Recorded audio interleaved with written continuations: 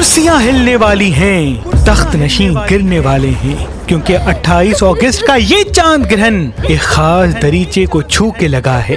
ایک سیاسی قائدی ہوائی جہاز میں اڑے گا اور زمین پہ جشن منایا جائے گا۔ 28 اگست یعنی 2 اور 8 کا نمبر 1 بنتا ہے، اور یہ سال بھی 2026 یعنی سورج کا سال ہے، اور 28ویں ترمیم یعنی 2 اور 8 اس کا نمبر بھی 1 بنتا ہے، یعنی ایک نئی شروعات، ایک نیا جنم، ایک نیا راج منظر عام پہ آئے گا۔ موجودہ چیزیں الجھیں گی، نئی چیزیں پیدا ہوں گی، اور ایک ایسا دور آئے گا جس سے خصوصاً پاکستان کے حالات پر گہرا اثر ہوگا، اور دنیاوی سیاست بھی ایک الگ رخ لے گی۔ یہ گرہن جین زی کو اور بھی جوشیلا اور خود مختار بنائے گا، ان کی طاقت میں اضافہ ہوگا، ان کے علم میں اضافہ ہوگا، اور ان کی گفتگو راج کروائے گی۔ اس گرہن کے بعد یہ دنیا بدلتی ہوئی اور آگے بڑھتی ہوئی دکھ رہی ہے۔ جو بھی جین زی گھر میں رہتا ہے اور موبائل کا صحیح استعمال کرتا ہے، یعنی موبائل کام کے حوالے سے، کسی ہنر کے حوالے سے استعمال کرتا ہے،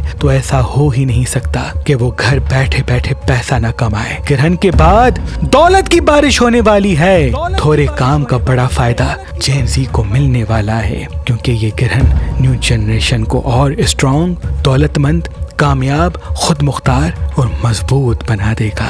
اور یہ گرہن ایسا ہے، اگر کسی برج والا اس گرہن کے وقت جو بھی فعل انجام دے گا، وہ فعل اس کی فطرت کا حصہ بن جائے گا۔ تبھی اس گرہن کے وقت غصے سے دور رہیے گا، حاضر دماغ رہیے گا، اور کام پہ توجہ دیجیے گا۔ اگر کوئی کتاب پڑھتے ہیں، کوئی ڈاکیومنٹری دیکھتے ہیں تو بہتر ہے فضول چیزوں سے دور رہیے گا، غصے کرنے سے دور رہیے گا۔ اے لوگو، سفید چیز کا صدقہ نکالنا، ہاتھ میں چاندی پہننا، 4 فرشتوں کے دیے جلانا۔ اس گرہن کا وقت پاکستانی وقت کے حساب سے 28 اگست 2026 جمعے کے دن تقریباً صبح 6 بجے شروع ہوگا، اور جس کا اختتام صبح 12 بجے تک ہو جائے گا۔ یہ گرہن جمعے کے دن کو لگا ہے۔ یہ گرہن دن کو سیاہی پیدا کرے گا، اور یہ گرہن سورج کے سال کو سورج کا یوگ دے گا۔ تبھی اس گرہن کے وقت اللہ کی عبادت کرنا انسان کو معراج دلا دے گا۔